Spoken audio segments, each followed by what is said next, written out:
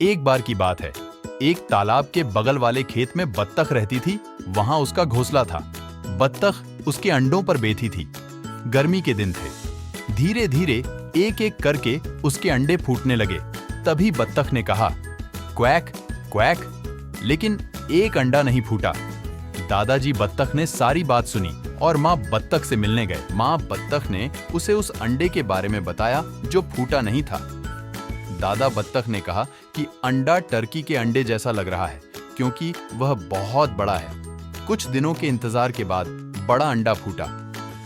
माँ बत्तख ने देखा कि वे दूसरे बच्चों से अलग हैं। असल में बत्तख उसकी माँ नहीं थी। बत्तख को लगा कि वे कुछ दिनों बाद साधारण हो जाएंगे और दूसरे बच्चों की तरह बनेगा। एक दिन माँ बत्तख और बत्तख के बच्चे तालाब में तैरने गए। बदसूरत बत्तख का बच्चा दूसरों की तुलना में बहुत बेहतर तैर सकता था। माँ बत्तख इस बात से बहुत खुश थी। तैरने के बाद माँ बत्तख बत्तखों को खेत के मैदान में ले गईं। खेत के जानवरों ने बदसूरत बत्तख का बच्चा देखा और बहुत बुरा व्यवहार किया। उन्होंने उससे कहा कि वह बदसूरत दिखता है और वह वैसा नहीं दिखता। बदसूरत बत्तख का बच्चा बहुत दुखी हो गया। माँ बत्तख अन्य जानवरों से खुश नहीं थी और उन्हें वहां से चले जाने को कहा। बदसूरत बत्तख का बच्चा अकेला था। तभी बत्तख की माँ ने उन्हें बताया कि बदसूरत बत्तख का बच्चा कितना अच्छा है। दिन बीतते गए और किसी ने मदर डक की बात नहीं सुनी। जानवर अब भी बदसूरत बत्तख का मजाक उड़ाते थे और अन्य बत्तखें भी, और उसके साथ कोई नहीं खेलता था। बदसूरत बत्तख को बहुत दुख हुआ अब, और वह खेत पर नहीं रहना चाहता था। एक रात वह भाग गया। वह बहुत दूर तक गया और गिर पड़ा और कीचड़ भरे दलदल में सो गया। अगली सुबह बदसूरत बत्तख का बच्चा कुछ जंगली बत्तखों को देखने के लिए उठा। उसने उसकी ओर देखते हुए उनसे पूछा कि क्या वह उनके साथ रह सकता है। उन्होंने उससे कहा कि वह बदसूरत है, इसलिए वह उनके साथ नहीं रह सकता और उसे जाना पड़ा। बदसूरत बत्तख का बच्चा बहुत दुखी था। कोई भी उसका मित्र बनने को तैयार नहीं था। और बारिश होने लगी तो बदसूरत बत्तख को एक घर मिल गया और वे घर के साए में खड़ा हो गया।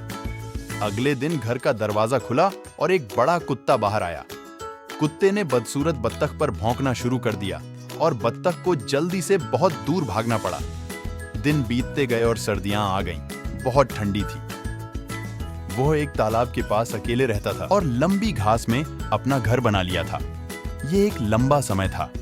आखिरकार वसंत धूप वाले दिनों के साथ आया। एक दिन तालाब पर बत्तख ने 3 खूबसूरत सफेद हंसों को तैरते हुए देखा और उसने सोचा कि वे भी उसे अपना दोस्त नहीं बनाएंगे क्योंकि वह बहुत बदसूरत था। 3 हंसों ने बदसूरत बत्तख को देखा और उसके पास तैर कर गए और कहा, हेलो नए हंस। बदसूरत बत्तख ने उनसे पूछा कि उन्होंने ऐसा क्यों बुलाया। हंसों ने उसे बताया कि वह बत्तख नहीं हंस है। फिर उसने पानी में अपने प्रतिबिंब को देखा।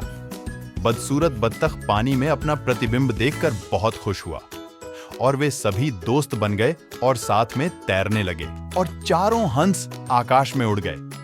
बदसूरत बत्तख का बच्चा बहुत खुश था।